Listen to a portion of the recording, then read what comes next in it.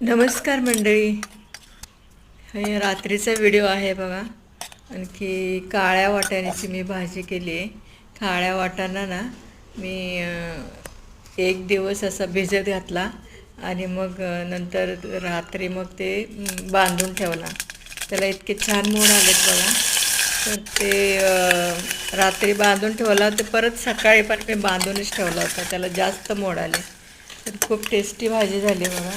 आपण आठवड्यातून एकदा तरी अशी मोडाची उसळ किंवा भाजी करायला पाहिजे.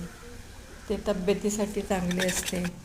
ते मोडं आली ना कडधान्यांना की ते बी12 तयार होते, जीवनसत्व.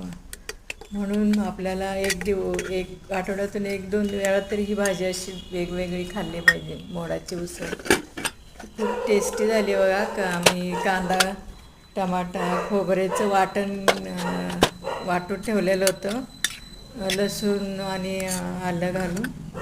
तर ते घातलेलं आहे आणि नेहमीप्रमाणे फोडणी दिली. कशी वाटली आजची रेसिपी? खूप टेस्टी झाली आणि भाकर केली मी.